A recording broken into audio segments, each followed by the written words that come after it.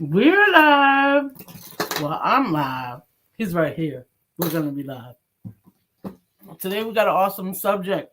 How to always, capital always, believe in yourself. Believe in yourself.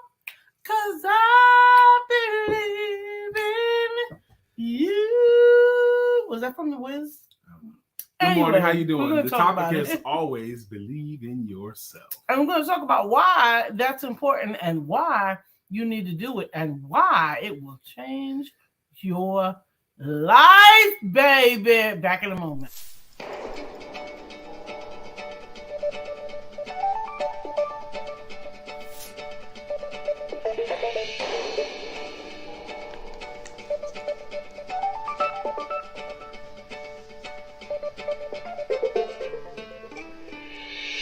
Good morning. My name is Brian McNeill. And I am Lisa Santiago McNeill. And thank you for joining us on our show, Let's Talk About It. We come to each Monday through Friday right here on the SIBN network, on iHeartRadio, YouTube, TuneIn, as well as Facebook Live. Good morning. Good morning. Good morning. Like. Good morning. Good morning. Did I see the great Falana Williams-Jones sneak in the room? Falana. How you doing, lady? What's up? Oh, she spells it with a PH. Yes. I immediately thought Lola Falana. And I'm sure you're not the first person to ever do that with her name. I mean, come on, Falana. I love the name. Yes. Good morning to you. Always believe in yourself. Now, I want to tell you guys, first off, good morning, Lisa. Good morning, baby. Kind of the inspiration for the show. Now, we always kind of talk about it, kind of. But one of the inspirations for today's topic is I watched a documentary last evening when I had my cigar. And the documentary was on Tyrone Muggsy Bogues. Yes, baby. Tyrone Muggsy Bogues. Have you ever heard of Muggsy Bogues before? Tyrone Muggsy Bogues? I have. Of course you have. Lisa has. Have you ever heard of Tyrone Muggsy Bogues? Let me tell you something about him if you haven't. But I watched the whole documentary, and it was really inspiring to me.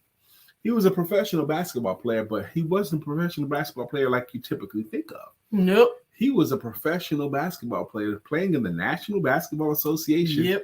And he was only 5'3" tall. Now, it's sad that I'm gonna have to say that descriptor because that's the first thing you would have to notice about him. Mm. He's shorter than the average man. Okay, 5'3" tall, and he had a long career in the NBA, and his teammates loved him. Happy today, Bill. Thank you for joining us. Hashtag Grounded Monk. And I saw you with your bare feet in the grass this morning, Bill. I'm going to put mine in the grass. You going to do that today, too? I'm going to play in the sand. You're going to play in the sand. Okay. Mm-hmm. I'm going to my favorite place to zen out, the Pauline Tea Bar and Apothecary, and I can't wait. A tea bar and apothecary. Now, I learned the word apothecary from my good friend, Mama Sunfire. Also, that's her moniker, Mama Sunfire. Sunfire! But her real name is Sophia President. And Sophia President has made several appearances here, but she had an apothecary, and that's where I got the introduction of the word apothecary. An apothecary is a place where you get those. That word. That's a cool word, isn't it? I do love it. Love it. But now, Muggsy Bogues was considered the underdog. Mm-hmm. Not even just underdog, right? So underdog is like maybe, but maybe not, right? Less than that. Right. All his life he was told you're too small, or you can't guard anybody else, or you can't make it because of this or that.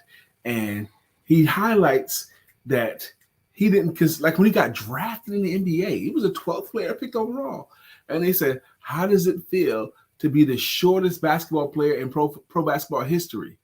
He says, I don't think of myself as a short basketball player. I think of myself as a basketball player. And I think that's critical right there. Like right there, that was like a key moment in my mind. That even statement. Yeah. That's none of my business. It's not my thought. How other people's height and everything is, that's their business. Whether it's good or bad, that's their business. But I play basketball, and my height really at this moment is what it is, and it's not relevant. I don't know what God is trying to tell me, or us, but this is 2 days in a row where small size is an advantage. It's not only an advantage, it's actually irrelevant. Well, no, we're going to go there. We're going to go there. But let me talk about Muggsy Bogues was so short, but he was faster than everybody, and he could steal the ball a lot. And everybody that had to play against him was scared of him because he could steal the ball from them and he would embarrass them. I remember a playoff game watching Charlotte against the Knicks, and I was like so mad at Muggsy because he kept stealing the ball from my team. Oh, well, that's what he do. And he was explaining how other players explained Muggsy would time the ball from the time it leaves their hand going towards the ground. That how long it took, it goes from here to the ground, and he would time that, and he would scoop it and just take it, okay, and be gone down the court. What the heck? It's using your disadvantage as an advantage, is what it seems. Okay, yes, but we're talking today about why you must always believe in yourself. Always. And this is the second very, very vivid example in my household. Yes. Muggsy Bogues today, but yesterday we spent a lot of time exploring the story of David and Goliath. David and Goliath, as told by Mr. Malcolm Gladwell. Yes, sir. The author of The Tipping Point, the author of Outliers. Yeah, a lot of stuff. Okay. A lot of stuff. He's amazing, and he's an amazing thought. He's an amazing thinker. Mm-hmm. But you know what else I realized is that he's an amazing thinker, but he's boring. You think he's boring? Now. You think Malcolm Gladwell's boring? No, I don't think he has boring. Charisma because of what he knows. Now, but I'm saying if you just happen past him, I don't see. If you just happen past him, you might happen on by. That's another thing that we need to realize. Pamela Howard. Hey, Pamela Howard. But that's another thing. That's a positive point, though. Okay. Some things are overlooked because they're not in your face. Like Muggsy Bogues is not in your face, right? He wasn't in your face as the first draft pick. All right. But we're going to talk about both of those. David and Goliath, that story. You might never see it again the same way after we discuss it today. Good morning, Craig. We missed you, bro. And we're going to talk about why you must always believe in yourself. Always believe in yourself. Let's talk about that a little bit more, because isn't it easy not to believe in yourself? Well, shouldn't you be realistic? Be realistic. Be realistic. Is another word. Oh, you should be realistic. Mm-hmm. Just like we were watching a comedian who was supposed to be. He was talking about his interaction with black kids and white kids and encouraging them or whatever. And he was talking about the fact that there are some kids you shouldn't encourage, right? If you got a 5'7" white kid and he wants to be a basketball player, son, there's a chance, but pick something else. However, if he was a black kid and he was 6'7" or 6'2", you might say, son, a very small percentage of people that actually want to play professional basketball will become professional basketball players. So you should find something else. Yes, but maybe not, because you might have a chance. All the kids. My dad told me this when I was starting to get good, and I promise you, baby, this is gonna blow your mind. But I was sure I was going to be in the NBA. Mm-hmm. I'm probably the only teenage boy who had a couple of good games in a row. Good morning, Dr. Who was Beverly. Certain that they're going to play professional basketball. I thought I was the best basketball player in my neighborhood, so that's probably enough. But my dad said, Brian, guess how many people in this country play basketball? Guess how many kids play basketball? I don't know. He goes, all the kids. Every kid in the country plays basketball. And at the time, there was only about 350 NBA players. Right now, it's only about 400. Okay, that's all. About 350 of them make it to pro basketball. That's it out of all the whole country. Or no, actually, all the whole world. Only about 350 of them get to make it to the NBA.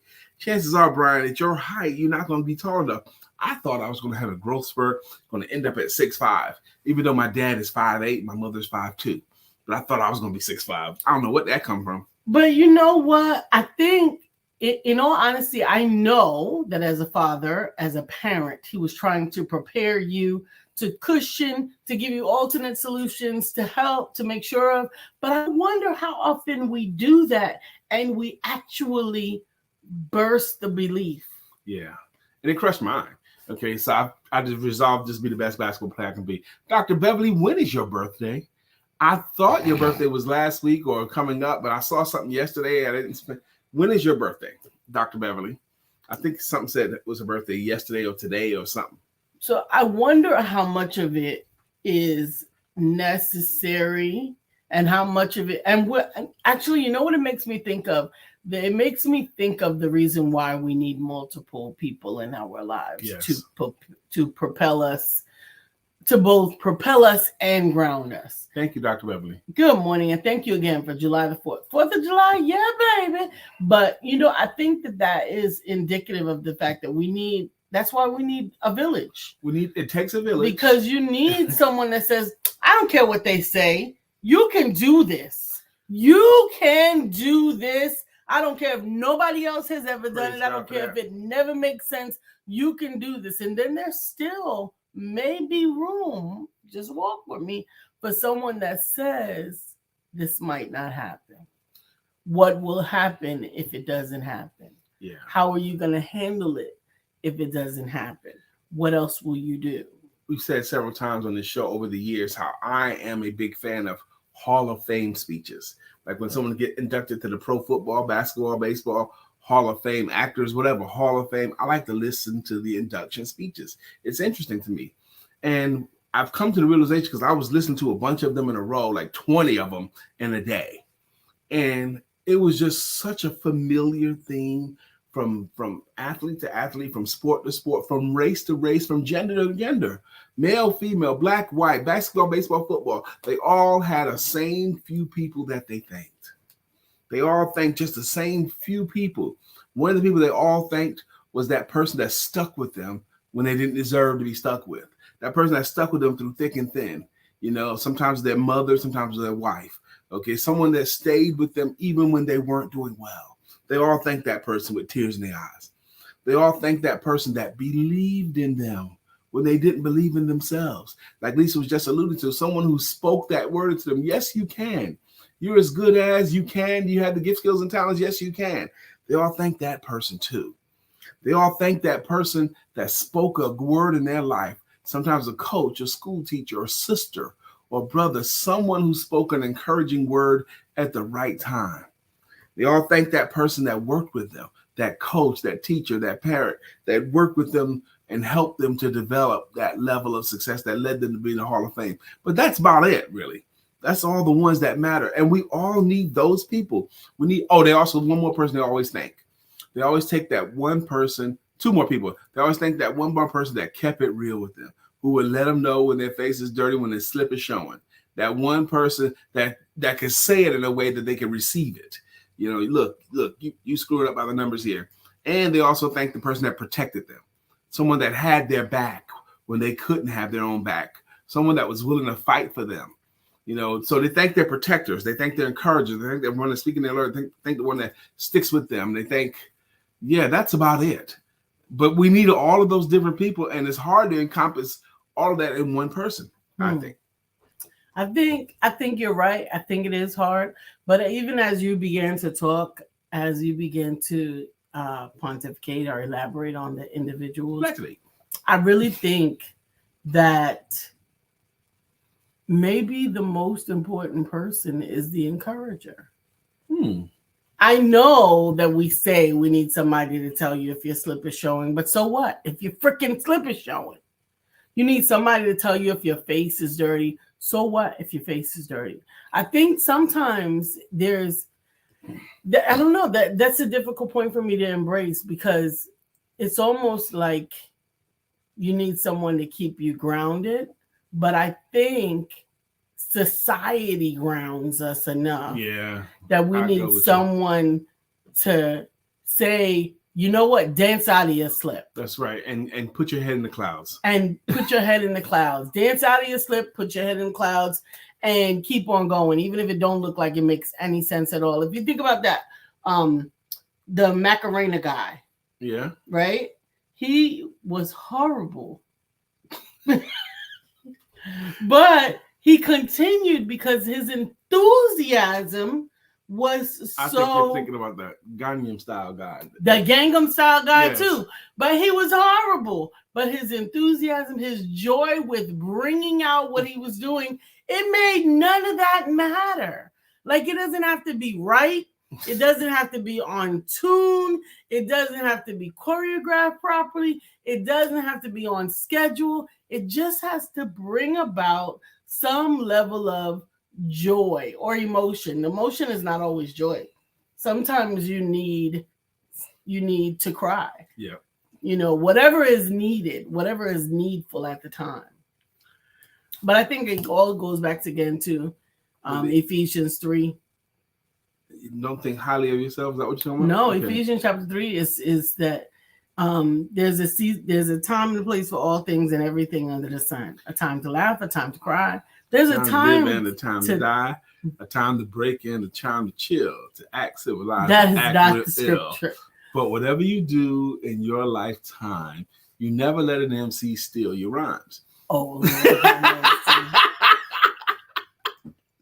every time you go there, I have to go there with you. I know, but the most poignant of that particular set of scripture that we did not read was the time to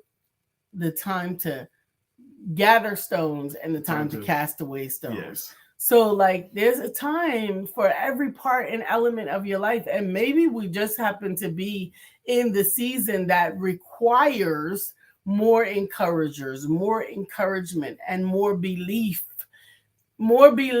and permission to believe what you want to believe. I gotta tell you, this morning I got into a discussion group or a discussion with someone that I consider smart. He's older than me. I consider him a smart guy, and he had posted a Lizzo video on his page. The video was About Damn Time. Okay, is the name of the video. About Damn Time. Now, this is an older white man, and so because I respect him, and I wasn't familiar with the song, I definitely wasn't familiar with the video, so I watched the whole video. And in the video, Lizzo is in like a support group, and the support groups. You need this? No. Okay, in the support group, they have them all in a semicircle, and when someone's at the blackboard, and the title of the group is the Stressed Out But Sexy group. Stressed Out But Sexy, okay, something like that. And it says, would you like to share about times when you're stressed out but still sexy? And they call on Lizzo, would you like to go first? And she's in the classroom. She's got on a gray sweatsuit, got her hair pulled back into a bun, or something like that, and just a rubber band on it, not even a real ponytail. And when the teacher asked her to stand up first and speak, she puts down her drink and she gets a scared look on her face and runs out of the room. Okay, runs out of the room. And then when she gets out of the room, the point of the whole thing, and then she finds her mojo back and puts on sexy clothes and makeup and fixes her hair and then go back in the room. And it's about that time you discovered yourself and that you're wonderful just the way you are. That was the point. I found it encouraging, actually. And she was speaking. My point was she was speaking to a very specific group. Those women that look like her and feel like her at that time in their lives. She was speaking to them. Good morning, Felicia. We're glad you found us back. We've missed you. Yes, our topic today is always believe in yourself, and we're lifting up two examples. One is Muggsy Bogues. And the other is David and Goliath. David and Goliath, yes. The story of David and Goliath, oh my gosh. Maybe you'll see it differently. Absolutely. I think that you do see it differently from the vantage point that Malcolm Gladwell shared it. Let's go down that road now. Let's talk about it together. Okay. The story of David and Goliath. You've heard this story before, right? David and Goliath, the battle comes, and that uncircumcised Philistine Goliath is down in the valley challenging them. Send me somebody to fight. Stop being wusses. Okay. And nobody will fight the Goliath because Goliath is too big and too strong and he's too mighty and they're all afraid, so don't send anybody down. And then this kid, skinny little David, said, I'll fight him. How are we going to stand back here and let that uncircumcised Philistine talk junk about us? I'll fight him. No, David, you can't fight him. He's way too big. No. And then the king's like, okay, no one else is going to go. Here, David, you go fight him. Here, put on this suit of armor and carry this heavy sword and go all down there and fight him. And David said, I can't wear that. I haven't tried that. I can't wear that. But David had some thoughts. He knew that he had been taking care of the sheep, and he knew he had killed the lion and he had killed the bear with his slingshot. Hey, Stephanie. And he had been protecting his sheep against wolves. So he felt pretty confident in his abilities. Yes. Now, a lot of times, the way that the story is told, we hear about David's confidence, but we don't fully understand his confidence. We assume the confidence from the fact that he was a shepherd boy, that he had to provide and protect the sheep, and he had to protect them from the wolves, and he had to protect them from the elements. And because of that, he had to be vigilant, and he had to be pretty good with this slingshot. We've all assumed that he learned those skills as a result of the slingshot, which is why even as the underdog, he might have a bit of a chance. Right. So we think of David and Goliath as when the little guy beats the big guy, or the major underdog. The little companies versus the big company, David and Goliath stories. Okay. Well, but the story goes, David wins. Okay. He hits him in between the eyes and Goliath dies. But here's some stuff you didn't know. Goliath was 6'9", which put him in the category of a giant. Yes.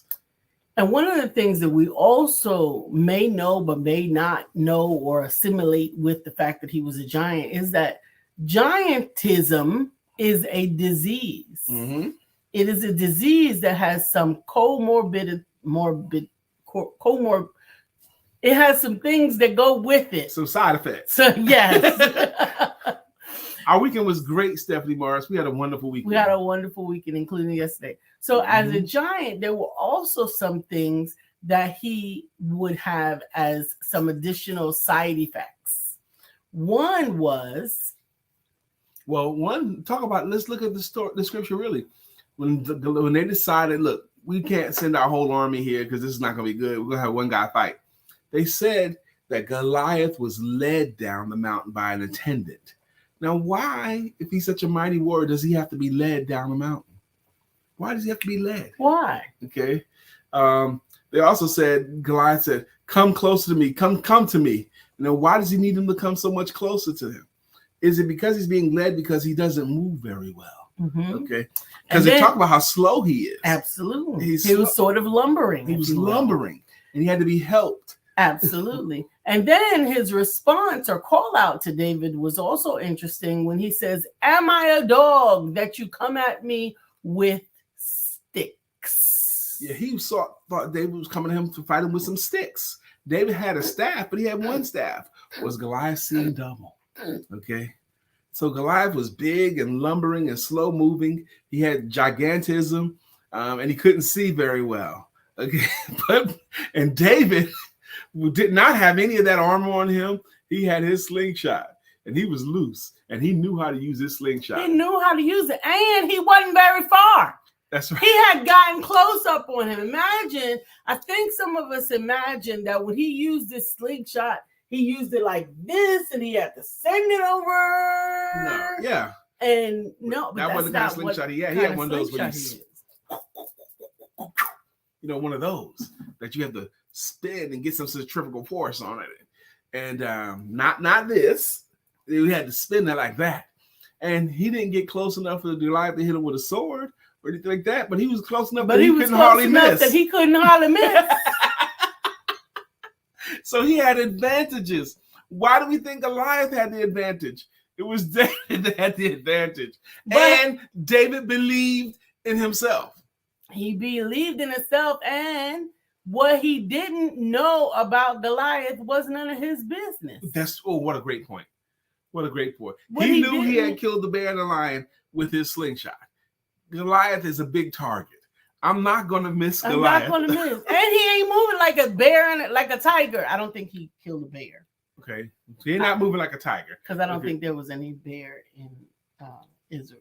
You may be right, baby. I thought it was a bear and a lion that he had killed as an example. Okay. But anyway. But anyway, those animals move swiftly. But not Goliath. Not Goliath. Goliath he was is lumbering big to miss. Absolutely. Too big to miss. So when you're looking at the situation, when you're looking at the possibilities, look at it from your own perspective.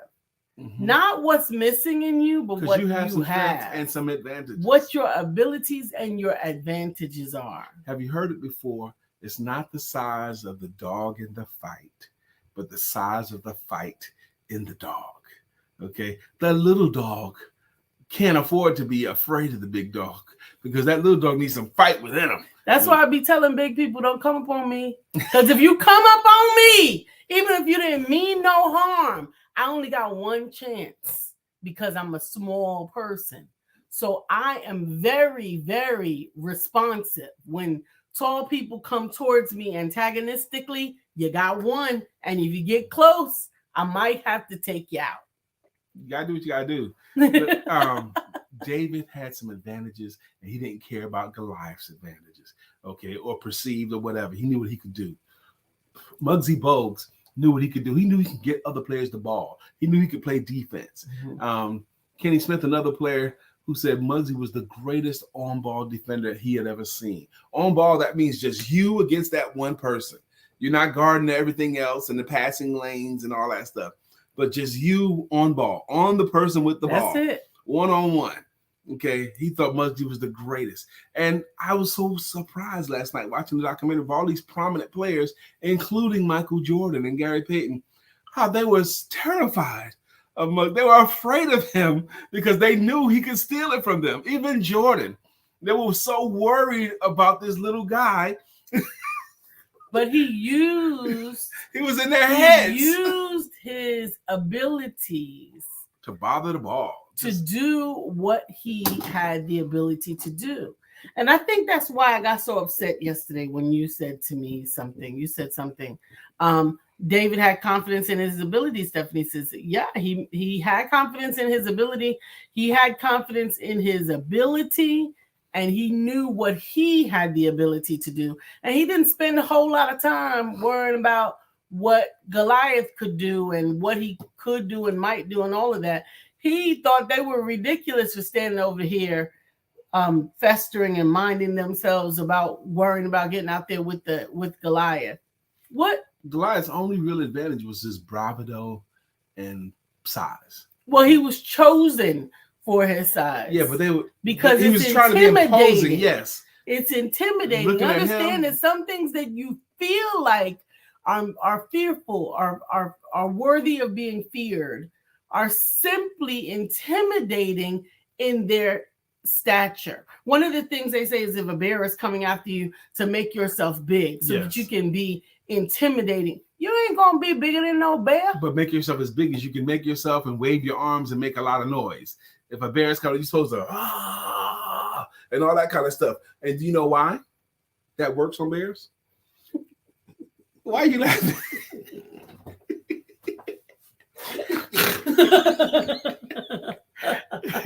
It works on bears because bears don't like to eat people that they believe are mentally challenged. So if you make yourself big and make a lot of noise, that makes you look sick or retarded.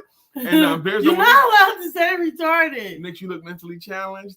And bears don't want to eat people that are mentally challenged. That's why. Stephanie says it was also funny that his brothers did not recognize David's abilities. Guess what? Maybe his brothers didn't know. That's why what other people think about you is none of your business.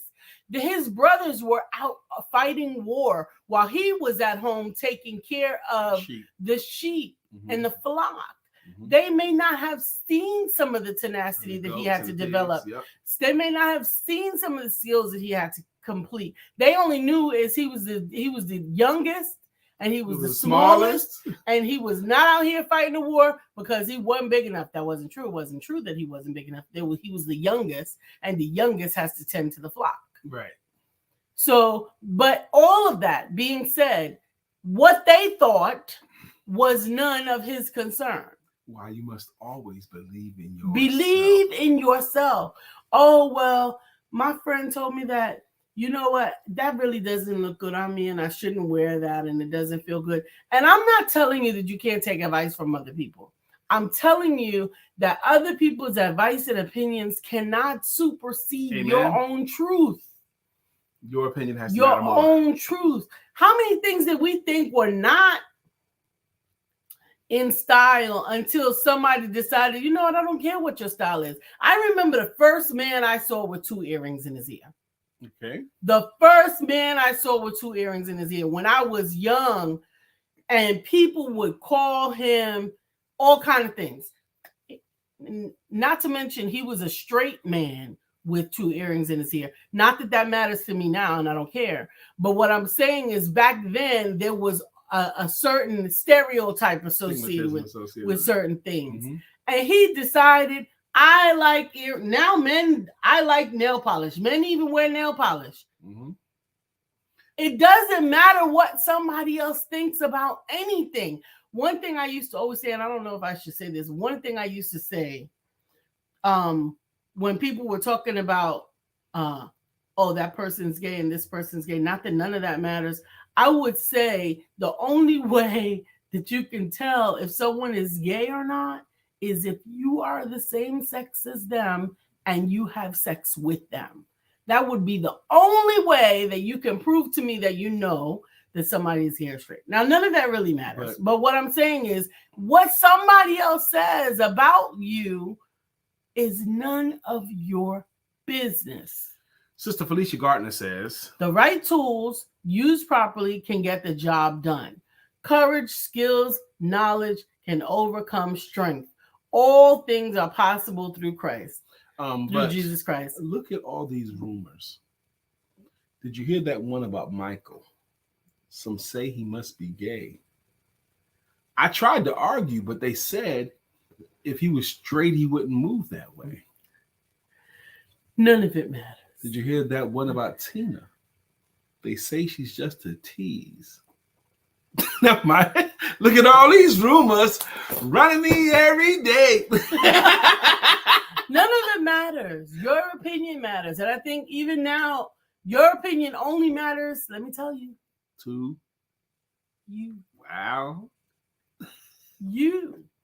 You must be. And why not believe in yourself? If that's the only real opinion that matters, why not be opinionated about your own possibilities? And it's really just practical. You have every reason to believe that you can do it.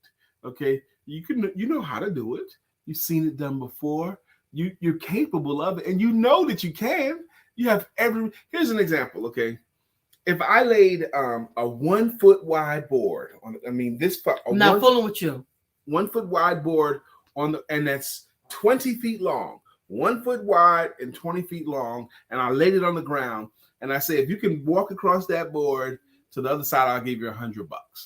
Okay, no risk at all. You'll do it and walk across that board and collect your $100 all day long if I'm willing to pay it all day long. If I raise that board 2 feet off the ground, okay, just 2 feet off the ground, and balance it and make it really, really sturdy along the way, but it's not going to dip. It's got several support beams on it, okay?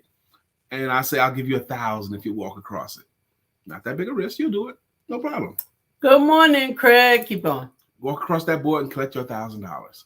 Now, you have every reason that you can believe 1 foot is plenty wide enough for your feet to go across that board. The board is sturdy enough to carry you, and you know that it is. You have every reason to believe it.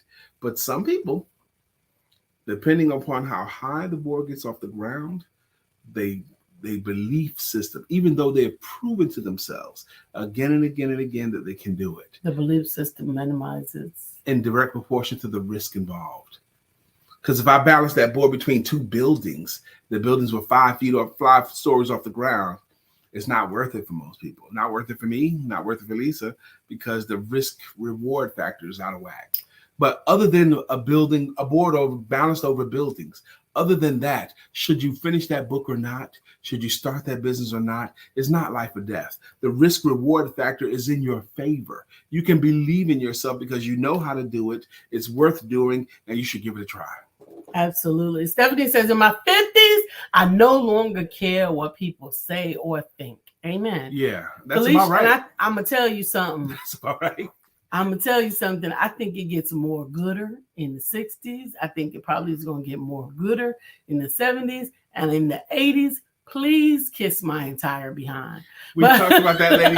The lady that we was talking about yesterday, she had to be at least 70. She had to be in her 70s, her mid to maybe even older than, maybe in her mid to late 70s. But she was irreverent enough to wear T-shirts that said, her T-shirt on the back of it something about take your bitch ass home, and the front of it was like effing this or something. Okay. Anyway, but out in public, she could wear that. And we don't have a heaven or hell to put her in. That's and I right. think that we often forget that. Felicia says it only matters what you think about yourself at the end of the day, except when you're not thinking well about yourself. Yeah. And there's room for others. I really believe, and I've said this to Lisa a lot of times, I think she concurs, grown people sometimes forget how awesome they are. They forget that they have good with them. They forget their wonderful collection of gifts, skills, and talents. And they do need remember how good you were at this or that? Yeah, I was. They need a reminder because it's easy. If it's not reinforced, it's easy to get smaller and smaller and smaller and forget about it. Stephanie says, as long as I am comfortable, happy, content, I am doing me. Amen. Amen. Good morning, Craig. Says, good morning, everyone. Let's have a blessed day on purpose and enjoy it to the fullest. I know I'm already doing that because I'm back with the Empowerment Duo. We're glad. Let's have a day and enjoy it to the fullest. I heard something else this morning. I've heard it before. Jennifer Lewis is the first person I heard say this, but if you're over 50, think about if you're over 50 years old, you may have 20 summers or a little bit more than 20 summers left. What? And she goes, I've only got 20 something summers left, and I'm not going to let you piss me off and ruin any part of my summers. Not one of them. Not one of them. I only got so many summers left. I'm not ruining any of my summers messing with you or worrying about what you think. Okay? Absolutely. I'm not ruining my summers thinking about you, thinking about me. What? Stephanie said, kiss my grits. Okay. That's right. Kiss my grits. We learned that from the Alice TV show in the 70s. Flo would say, kiss That's my grits. 50 years ago. Yeah, in the 70s. You saw Alice. There was only a few channels. I know. I saw And Alice. Flo was like, kiss my grits. Kiss my grits. She used to say it like that. We're going to do a card. A beauty card. A beauty card. The breathe cards. We're in the process of the breathe cards. So the beauty cards. And it is breathe. Yeah, I'm not going to think like that either. 20 summers. I don't like that either. I don't like that thought. But it's probably true. Maybe 30 summers. Okay. Maybe 30 summers. I'm going to go with 30. The card is breathe. Essential breath usually goes on beneath our notice. Okay, that's right. To be alive. Taking a moment to softly focus on the inflow and the outflow can center and ground us like nothing else. Breath connects us to the rhythm of life and our core nature. Relax into a conscious breathing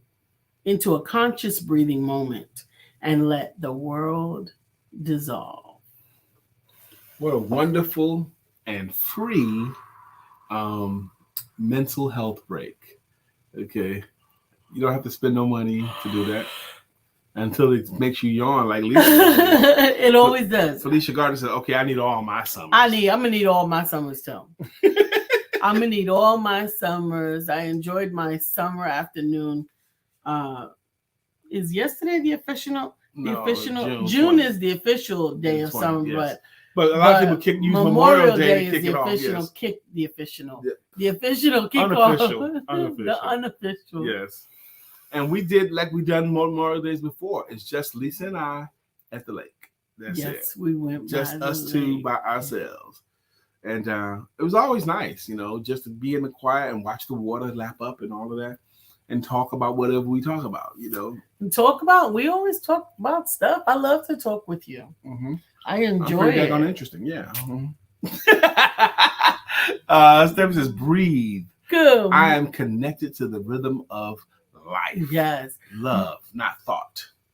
Love that thought. Absolutely. She says, love that thought. Yes. Okay. Good morning, Andrea Montgomery. Good morning. Good morning to you, my sister. Summer is also my favorite season.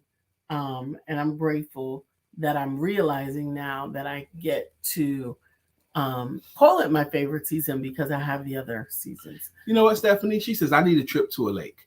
There are several lakes in our city. But maybe, because Stephanie said that, maybe we should coordinate a trip, but it has to be during the week. Because on the weekends and on holidays, the lake that we go to, that we like the most, is more full of people. It was very full yesterday. Yeah, but we bring our own chairs, so I don't care how full it is. We could find us a place where we could be alone.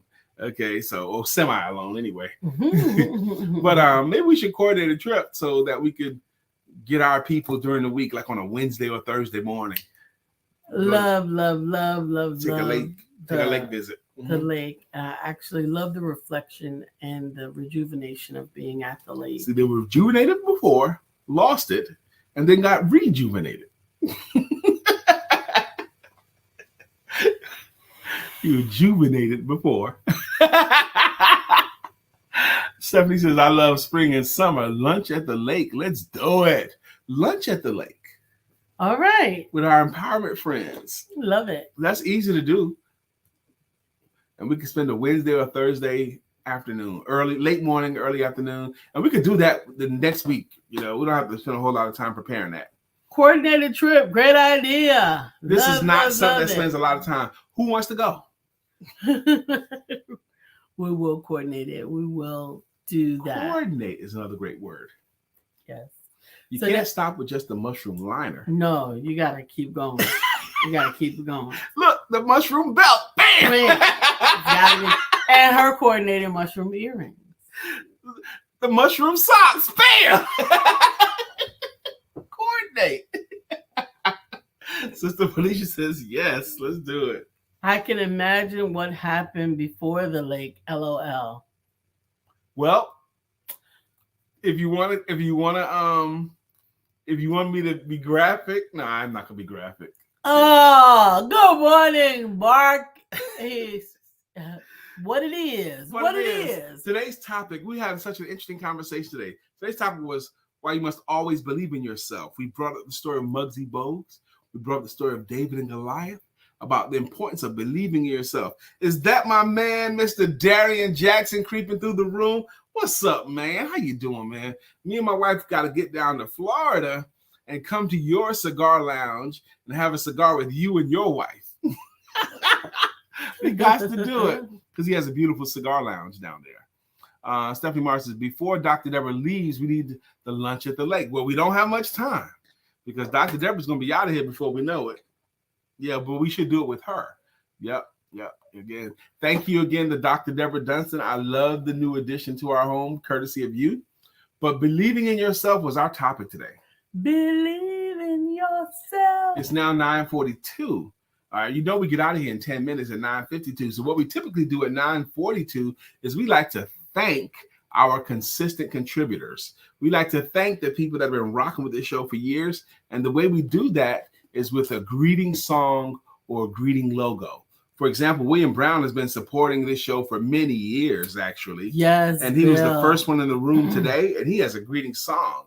And it goes, good morning to our friend Bill. Nobody thinks like him still. We love him so, and we always will. Our friend Bill. Good morning to our friend Bill. Up next, Miss Pamela Howard. Pamela, you've come through the show a bunch of times. It's time for us to get you a song. We need to get you a greeting song. Help us to figure it out. Dr. Beverly is on, babe. Dr. Beverly has a wonderful logo, and it goes, Dr. Beverly is on the show. Good morning, Dr. Beverly.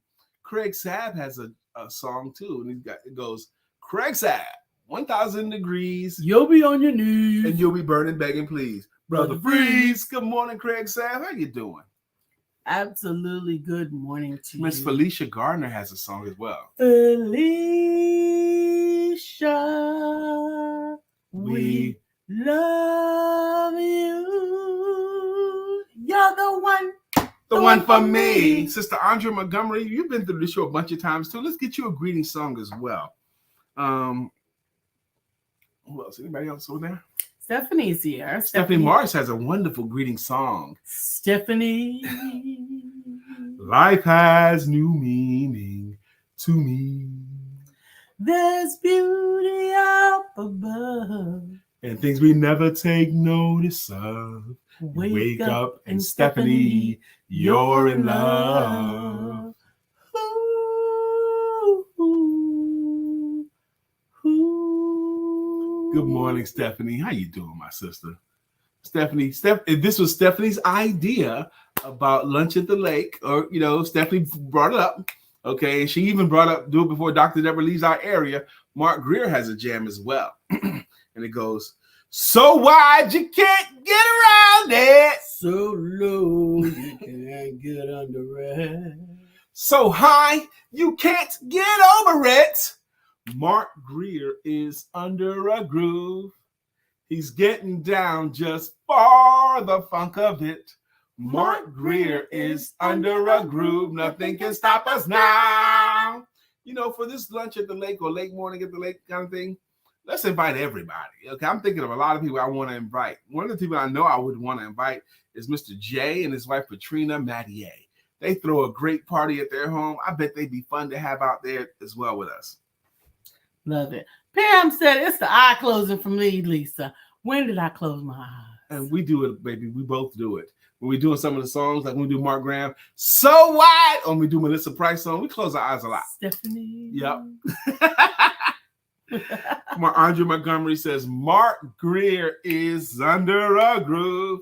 Yeah, Mark Greer's jam is one of a lot of people's favorites. They like it, Absolutely. But Mark Greer is, and the show's about to end, and Mark has not given us one yet. I know, Brother Mark. You got like 6 minutes, Dougie Fresh. Go ahead and put us on. Come on, Mark. You got to give us one. Yes, when singing. Yes, I do close my eyes. Pamela Howard, recommend a song or a genre of music that speaks to you and your spirit. If you give us a song that connects to you, we'll make a song that features name Pamela Howard. Like if you have a song, Pamela Howard, something. Maybe a rap lyric. You always want to do a rap lyric. Yep, I do. And I don't. Stephanie said, I'm starting to remember all the songs. Good. I know. I love it. I love it. There are several of you, Dr. Beverly, Melissa Price, that do know all the songs. Mm-hmm. Absolutely. But we have had a little bit of a transition, and we're trying to manage getting everybody to know where we are now. We are on We are on Brian's Facebook page. We are on my LinkedIn page as Lisa Santiago McNeill. Brian K. McNeill's LinkedIn? No, Facebook page. Okay. We're on the Empowerment Center on Facebook, and we are on YouTube at ESP TV7. So many people are accustomed to watching us on Empowerment Duo Facebook page, but some low life person hijacked that page, stole and changed the name. And they were soliciting our friends, and we're powerless to stop it. But I hate that crime. We're under investigation right now. I ask any of you who can to do send a notification to Facebook saying that the real Lisa Santiago McNeill is not the one that took the ID right now. Yep. And Stephanie is watching us on LinkedIn on my page. Thank you, Stephanie. And make sure that you tag someone. We ask that you tag so that we can rebuild on the Empowerment Center page. If you could go to the Empowerment Center page on Facebook and like it so we can rebuild it and invite people, invite. And we are building and growing. We do know that it is a process, but you know what? We are renewed. That's right. And you're right, Andrea. It is a shame because we've been doing this show since October of 2016. It took this long to get Andrea in the room. Okay. Absolutely. Monday through Friday, amazing consistency. People talk about that a lot with Lisa and I, but actually this show does a lot for us too. Mm-hmm. It stabilizes our days. It starts the day. It starts our day officially. We worked before the show. I certainly did today. Mm-hmm. I was in my office typing away. Me too. Definitely start the day. Yep. But you know what? 1 month don't stop no show. That's right. They cannot take what God has given. And many of you, even more of you, we hope to see, because we are going to be sending out emails to those who are like, where the heck is the Empowerment Duo show? We'll be sending out those emails and making sure that people know where they can find us at now. And we're looking forward to reconnecting. Today, breathe. Today, remember the importance of always believing in yourself. Always. And you have every reason to believe in yourself. That's right, because all things are possible through him that strengthens you. Today is the 31st, whoop, whoop, the last day of the calendar month. Can you make it happen for the month? One day can really make your whole week, and 1 week can make your whole month, and 1 month can make your whole year. One of the things I'm excited about, I got a couple of things today, but one of the things I'm excited about for me is tonight at 8 p.m., I get to conduct a master class for a group of powerful business women, and I'm going to conduct a master class on how to sell themselves and their services tonight at 8 p.m. They're all across the country. It's going to be a webinar, and Brother Brian is going to freaking rock tonight at 8 p.m. Yep. Absolutely. And I didn't put these women together. These are Miss Lucinda Cross's people, the Big Ask Tour people that take part in the Big Ask Tour. Last day of May. Yikes. Yeah. There's the expression she reminded me of. Some people wake up and say, "Good morning, Lord." And then there's other people who wake up and say, "Good Lord, it's morning." Okay. Absolutely. But all things can come together, and they are, and they will. So we will see you tomorrow morning on the fresh first day of June. And we look forward to. Thank you, Stephanie. She goes, "Very nice, Brian. Do your thing." I am going to do my thing. Kamala Howard says, "Great." And she also says, "Congratulations, Brian. Thank you very much." And it is an honor. It is an honor. Whenever I get a chance to be before other great people and to do my thing, I take it as an honor and a responsibility, and I'm going to deliver. Bless you. Bless you. Bless you. Bless you. Excuse me. Thank you. And I will be speaking internationally on Thursday night. I am wearing my wife right now. Yes, I am. And for those of you who are show veterans, you'll know what that expression means when I say I'm currently wearing my wife. This is not a public one, Sister Andrea. These are women that are paid to be in the room. And if you want me to find the contact information, I will be happy to get it to you. But some things I do are public, and I have something coming up public next week, actually. But it's going to be on overcoming objections and closing the sale. But this one is not. This is when they hired Brother Brian as a hired gun to come in here and do my thing. And they know it, and I believe it to be true. If they search the whole country, no one's going to be better at delivering this message than me. Always believing in yourself. Thank you, Stephanie. I did sneeze. God bless me. Thank you so much.